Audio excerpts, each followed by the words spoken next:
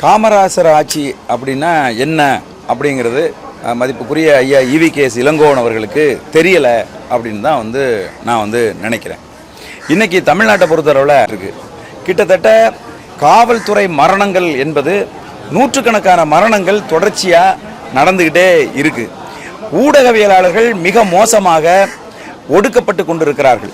இப்படி தமிழகத்தினுடைய ஆட்சி என்பது இந்தியாவே பார்த்து சிரிக்கிற, கிண்டல் பண்ணுற, ஒரு கேலி செய்கிற ஒரு ஆட்சியாக இருக்கிற இந்த ஆட்சியை பார்த்து இது காமராஜரின் ஆட்சி அப்படின்னு சொல்லி ஐயா EVKS இளங்கோவன் அவர்கள் சொல்கிறாங்க அப்படின்னு சொன்னால், அவங்க காங்கிரஸ் கட்சியில் இருந்தாலும் கூட காமராஜருடைய ஆட்சி எது அப்படிங்கிறது அவங்களுக்கு தெரியல அப்படிங்கிறது நான் நினைக்கிறேன். அதே மாதிரி சீமான் ஆட்சிக்கு வந்தால் மக்கள் ரொம்ப அவதிப்படுவாங்க. அது அண்ணாமலையாகட்டும், சீமானாகட்டும், அண்ணாமலை பார்த்து வச்சு சீமான் சொல்லி இல்லை, அவரை போன்ற ஒரு மூத்த தலைவர் இருக்கார்ல, மக்களை சந்திக்காத. இந்த ஈரோடு கிழக்கில் நாங்கள் வேலை செஞ்சேன். நான் வேலை செய்யும்போது பார்த்தேன், ஒரு நாள் கூட மக்களை பார்க்க வரல. அவர் எனக்கு உடம்பு முடியலன்னு போய் ஆஸ்பத்திரியில் படுத்துக்கிட்டாரு. அங்கே கடுமையாக வேலை செஞ்சது திமுக காரர்களுக்கு தான் வேலை செஞ்சாங்க. 2 காரணங்கள். ஒன்று, காங்கிரஸ்காரர்கள் அங்கே கிடையவே கிடையாது. புரியுதுங்களா? மக்களை சந்தித்து வாக்கு கேட்பதற்கு கூட ஒரு தகுதி இல்லாத ஒருத்தர் இது போன்று அரசியல் களத்தில் மக்களால் அங்கீகரிக்கப்பட்டிருக்கக்கூடிய ஒரு தலைவரை, தமிழகத்தின் 3வது பெரிய கட்சி அப்படின்னு நாம் தமிழர் கட்சியை மக்கள் இன்றைக்கு அங்கீகரித்திருக்கிறார்கள். அந்த கட்சியினுடைய தலைவரை இப்படி ஒருமையில் பேசுவதும் கிண்டலாக பேசுவதும் இது ஒரு அரசியல் நாகரிகம் கிடையாது. ஒரு மூத்த தலைவர் அப்படின்னு சொல்லிக்கிறதுக்கான அடிப்படை தகுதியை EVKS இளங்கோவன் அவர்களுக்கு கிடையாது. அவரை போல மட்டமா, அவரை போல 3ஆம் தரமா, அவரை போல கீழ்த்தரமாக பேசுவதற்கு எங்கள் அண்ணன் செந்தமலன் சீமான் எங்களை பயிற்றுவிக்கல. அதனால நான் இப்போ நாகரிகமாக சொல்லிட்டு இருக்கேன். முதல்ல நீங்கள் ஒரு தேசிய கட்சியினுடைய முன்னாள் தலைவராக இருந்திருக்கிறீங்க, மாநில தலைவராக. இன்றைக்கு ஒரு மக்களினுடைய ஒரு சட்டமன்ற உறுப்பினராக நீங்கள் இருக்கிறீங்க. ஒரு கட்சியினுடைய தலைவர்களை எப்படி விழிக்கணும் அப்படின்னு கூட உங்களுக்கு தெரியாது. நான் கேட்குறேன், என்ன குட்டிச்சவராயிரம்? இன்னைக்கு என்ன அவ்வளவு சிறப்பாக இருக்குதா அந்த தமிழ்நாடு?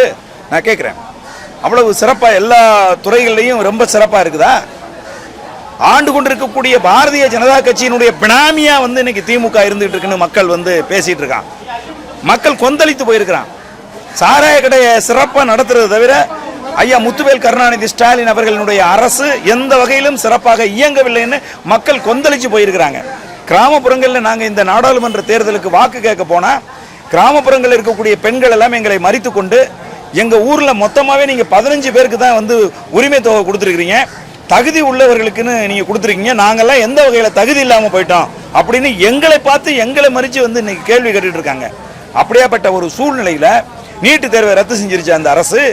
நான் கேட்குறேன், அவங்க வாக்குறுதியாக கொடுத்ததில் எதை அவர்கள் நிறைவேற்றி இருக்கிறார்கள்? நகை கடனெல்லாம் திருப்பி ரத்து செஞ்சிட்டாங்களா? நான் கேட்குறேன். ஆக பாரதிய ஜனதா கட்சியினுடைய கொள்கைகளை, சட்ட திட்டங்களை கொஞ்சம் கொஞ்சமாக நடைமுறைப்படுத்தி கொண்டிருக்கக்கூடிய ஒரு பினாமி அரசு திமுக அரசு. அந்த அரசுக்கு சப்பக்கட்டு கட்டிக்கிட்டு நீங்கள் நாம் தமிழர் கட்சியை விமர்சிப்பதற்கு உங்களுக்கு என்ன அடிப்படை தகுதி இருக்குன்னு நான் கேட்குறேன். தமிழகத்தின் 3வது பெரிய கட்சி நாம் தமிழர் கட்சி. வரட்டும், பார்த்துக்குவோம். காங்கிரஸ் கட்சியா நம்மளான்னு பார்த்துக்குவோம். ஜூன் 4 அன்னைக்கு பார்ப்போம். அதனால் கொஞ்சம் தரக்குறைவாக பேசுவதை, தரம் தாழ்த்தி விமர்சிப்பதை EVKS இளங்கோவன் அவர்கள் நிறுத்தி கொள்ள வேண்டும். நாம் தமிழர் கட்சி தம்பிகள் வாயை திறந்தா தமிழ்நாடு முழுசும் மூளைக்கு மூளை கிழிச்சு தொங்க விட்டுருவோம். நீங்கள் இந்த மாதிரி அநாகரிகமான பேச்செல்லாம் நிறுத்திக்கங்க ஐயா. இறுதி காலகட்டத்தில் இருக்கீங்க நீங்கள். உங்களுடைய இறுதி காலகட்டம் கடுமையான விமர்சனத்துக்கு உட்படக்கூடிய ஒரு காலகட்டமாக மாறி போய்விடும். அப்படிங்கிறத மட்டும்தான் நான் மதிப்புக்குரிய ஐயா EVKS இளங்கோவன் அவர்களுக்கு தெரிவிச்சுக்கிறேன். இல்லை, சவுக்கு சங்கர் தொடர்ச்சியாக திமுகவை விமர்சிச்சுக்கிட்டு இருந்தார். அவர் பார்த்தீங்கன்னா சாராயத்தில் சயனைடு கலக்கிறாங்கன்னு ஒரு குற்றச்சாட்டை முன் வச்சார்.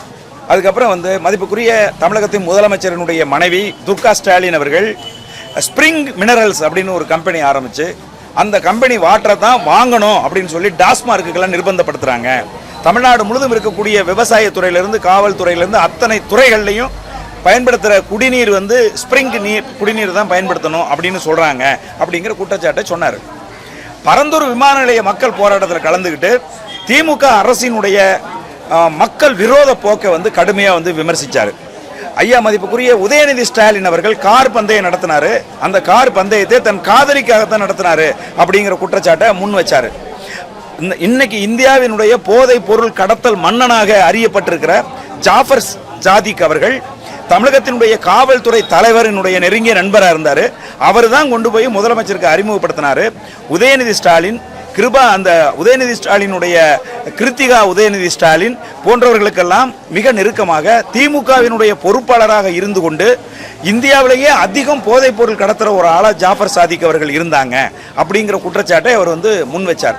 ஜாஃபர் சாதிக் அவரால் ஒழுங்கு செய்யப்பட்டு தான் அவர் முதலமைச்சரினுடைய மருமகன் சபரீசன் அவர்கள் தன் குடும்பத்தோட இங்கிலாந்து சுற்றுப்பயணம் போயிட்டு வந்தார் அப்படிங்கிற குற்றச்சாட்டெல்லாம் முன்வைத்தார். இப்படி தொடர்ச்சியாக திமுகவின் மீது குற்றச்சாட்டுகளை மக்கள் மன்றத்தில் முன்வைத்த ஒரு ஆள் தான் வந்து சவுக்கு சங்கர்.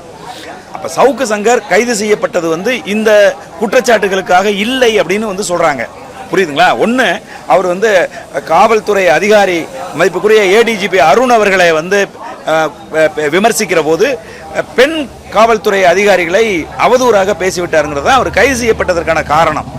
ஆனால் கைது செய்யப்பட்ட பிறகு அவர் வந்து கஞ்சா வச்சிருந்தாருன்னு கஞ்சா வழக்கில் கைது செய்கிறாங்க. அப்புறம் வந்து நீதிமன்ற காவலில் இருக்கிற போது சிறைச்சாலைகளை வச்சு அடித்து ஒரு கையை வந்து ஒடிச்சிருக்காங்க. இதெல்லாம் வந்து எகைன்ஸ்ட் லா, இந்திய அரசியலமைப்பு சட்டத்துக்கு எதிரான செயல்பாடு. அதை விட ரொம்ப முக்கியமான ஒரு விஷயம் என்னன்னா, இந்த திராவிட முன்னேற்ற கழக அரசினுடைய லட்சணத்தை மதுரை உயர்நீதிமன்ற நீதிபதி போட்டு பொதுவெளியில் உடைச்சிருக்காரு. என்ன சொல்றாருன்னா, கஞ்சா தமிழகத்தில் காவல்துறையினுடைய அனுசரணை இல்லாமல் விற்கவோ வாங்கவோ முடியாது. அப்ப காவல்துறைக்கு தெரிஞ்சுதான் இதெல்லாம் நடக்குது அப்படிங்கிற கருத்தை நான் சொல்லல, மதுரையில் இருக்கிற உயர்நீதிமன்ற நீதிபதி அவர்கள் சொல்றாங்க. இது முதலமைச்சருக்கு வந்து அவமானம் இல்லையா? முதலமைச்சர் கையில தானே வந்து காவல்துறை வந்து கட்டுப்பாட்டில் இருக்கு. அப்ப தமிழ்நாடு காவல்துறை கஞ்சா வியாபாரம் பண்ணுதா? கஞ்சா வியாபாரம் செய்பவர்களை காப்பாற்றுதா? கஞ்சா வியாபாரம் செய்வதை ஊக்குவிக்குதா? புரியுதுங்க உங்களுக்கு? இது வந்து தவறா இருந்துச்சுன்னா மாண்புமிகு நீதியரசர் மேல அவதூறு வழக்கு போட வேண்டியதானே? தமிழ்நாடு காவல்துறை போட வேண்டியதானே? அப்போ தமிழ்நாடு காவல்துறையை விமர்சிச்சா நீங்க வந்து வழக்கு போடுவீங்க அப்படின்னு சொன்னா, அப்ப கஞ்சாவை வச்சு எடுத்தது யாரு? அதுதான் எங்களுடைய மதிப்புக்குரிய அண்ணன் செந்தமிழன் சீமான் அவர்கள் கேட்கிறாங்க. சவுக்கு சங்கர் கஞ்சா வியாபாரம் பண்ணாரா? இதுக்கு முன்னாடி எத்தனை வழக்கு அவர் மேல பதிவு செய்யப்பட்டிருக்கு கஞ்சா வழக்கு? சொல்லுங்க. அப்ப இது வந்து திட்டமிடப்பட்ட சவுக்கு சங்கரை பழிவாங்கணுங்கிறதுக்காக நடக்கிற ஒரு சட்டவிரோத செயல் தான் நான் வந்து கருதுறேன்.